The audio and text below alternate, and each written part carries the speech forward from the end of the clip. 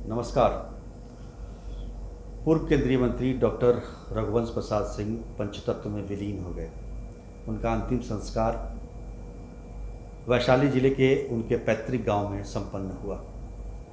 रघुवंश बाबू लंबे समय तक राजनीति में रहे और बेदाग रहे, लेकिन अब उनके निधन के बाद उनकी चिट्ठियों को लेकर विवाद पैदा किया जा रहा है। कहा जा रहा है कि उन्होंने जो अपने इस्तीफे की चिट्ठी लिखी या फिर वैशाली के विकास के लिए जो चिट्ठियां लिखी हैं वो झूठी है, और ये कोई और नहीं कह रहा है, उस पार्टी के नेता कह रहे हैं जिस पार्टी में रघुवंश प्रसाद सिंह पूरी ज़िंदगी रहे और 10 सितंबर को उस पार्टी से इस्तीफा दे दिया, यानी कि आरजेडी के विधायक और प्रवक्ता भाई वीरेंद्र ने साफ कहा है कि रघुवंश प्रसाद सिंह आरजेडी को नहीं छोड़ सकते हैं और ये साजिश है जेडीयू की। उन्होंने बिहार के मुख्यमंत्री नीतीश कुमार पर आरोप लगाया कि वो लाश पर राजनीति कर रहे हैं, रघुवंश बाबू की लाश पर राजनीति कर रहे हैं। और ये चिट्ठी वो कैसे लिख सकते हैं जब वो वेंटिलेटर पे थे। अब इतने सालों से जो व्यक्ति पार्टी में था, यानी कि रघुवंश बाबू इतने सालों से आरजेडी में थे, उनकी लिखावट सभी लोग भली भांति पहचानते होंगे। और आरजेडी के राष्ट्रीय अध्यक्ष लालू प्रसाद यादव को तो उनका पत्र लगातार मिलता रहा होगा, तो वो भी उनकी लिखावट को पहचान रहे होंगे और उनकी लिखावट को ही पहचान कर उन्होंने उनको कहीं और नहीं जाने की बात भी कही थी 10 सितंबर को। लेकिन भाई वीरेंद्र को लगता है कि ये चिट्ठी झूठी है। अब दिवंगत व्यक्ति के बारे में इस तरह की बात करना, और वो भी उस व्यक्ति के लिए जो पूरी ज़िंदगी उसी पार्टी में रहे, उसी विचारधारा पर चले, ये कहीं से भी उचित नहीं है। राजनीति अपनी जगह है, लेकिन जो व्यक्ति यहाँ जवाब देने के लिए उपलब्ध नहीं है उसके बारे में इस तरह से बात करना कहीं से भी उचित नहीं माना जा सकता है। मैं तो इतना ही कहूँगा। हालांकि जेडीयू की तरफ से भी उसका जवाब आया है। सूचना एवं जनसंपर्क विभाग के मंत्री नीरज कुमार ने कहा है कि रघुवंश प्रसाद सिंह हमारे लिए सम्मान के विषय हैं, राजनीति के विषय नहीं है, और आरजेडी को इस पर सोचना चाहिए। सबसे बड़ी बात कि अगर 10 तारीख को उन्होंने आरजेडी से इस्तीफा दिया, तो इस्तीफा देने के बाद उसकी प्रतिक्रिया आरजेडी अध्यक्ष की तरफ से भी आई, यानी कि आरजेडी अध्यक्ष मानते हैं कि वो चिट्ठी सही थी। और सबसे बड़ी बात कि जो रघुवंश बाबू ने जो 3 चिट्ठियां लिखी बिहार के मुख्यमंत्री को वैशाली के विकास के लिए, वो सारी बातें वो पहले भी कर चुके हैं और उन्होंने इस बार पूरे जोर से इस मांग को उठाया था कि इस मांग को पूरा किया जाए ताकि वैशाली का विकास हो और इतनी महत्वपूर्ण जगह विश्व पटल पर उभर कर सामने आए। प्रधानमंत्री नरेंद्र मोदी ने भी अपने श्रद्धांजलि में ये कहा कि रघुवंश बाबू ने जो भी मांग की है वैशाली को लेकर उसको पूरा किया जाना चाहिए।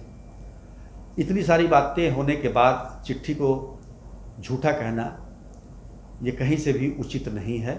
ये राजनीतिक शुचिता भी नहीं है। हालांकि आरोप प्रत्यारोप का दौर जारी है, लगातार जारी है बिहार में।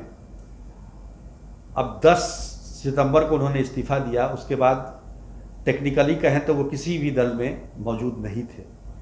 13 तारीख को उनका निधन हो गया, तो ऐसे में वो किसी दल में नहीं थे, इसलिए उनके शव को आरजेडी दफ्तर में भी नहीं ले जाया गया, किसी राजनीतिक दल के दफ्तर में नहीं ले जाया गया। विधानसभा के परिसर में उनका शव गया और वहाँ सबने श्रद्धांजलि दी।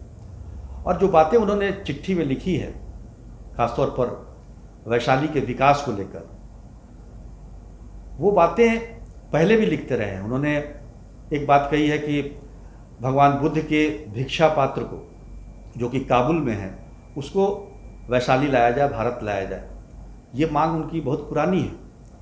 उन्होंने ये भी मांग की है कि जो भगवान बुद्ध के अवशेष जो 1950 की खुदाई में मिले थे, जो पटना संग्रहालय में है, उसको भी वैशाली में प्रदर्शित किया जाए। मुख्यमंत्री नीतीश कुमार ने इसका जवाब भी दिया है 11 सितंबर को अपने पत्र में कि हम इस पर काम कर रहे हैं और वैशाली में एक संग्रहालय बनाया जा रहा है 300 करोड़ की लागत से, जिसमें भगवान बुद्ध से संबंधित सारी वस्तुओं को प्रदर्शित किया जाएगा। और इसके बावजूद ये कहना कि ये पत्र झूठा है, ये एक तरह से कहा जाए तो दिवंगत आत्मा का अपमान है। ये इस तरह से नहीं कहना चाहिए।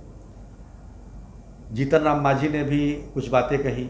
उन्होंने सीधा आरोप लगा दिया कि लालू यादव और उनके परिवार की वजह से उनकी मौत हुई, उनका निधन हुआ।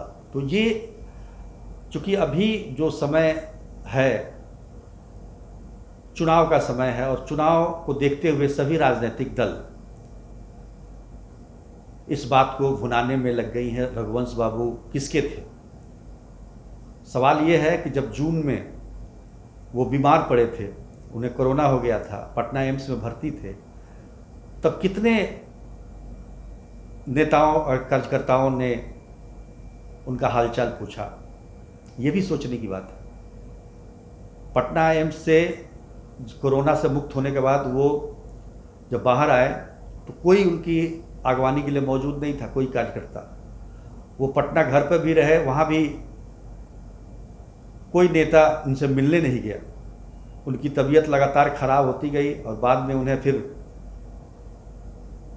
नीतीश कुमार ने फिर उन्हें दिल्ली जाने की सलाह दी और वो दिल्ली एम्स में इलाज करा रहे थे। दिल्ली एम्स में तेजस्वी यादव एक बार उनसे मिलने जरूर गए थे, लेकिन इस बीच में जो उनके बड़े भाई तेज प्रताप का जो बयान आया कि सागर से एक लोटा पानी निकल जाए तो सागर का पानी कम नहीं होता, ये काफ़ी पीड़ादायक था और इसको लेकर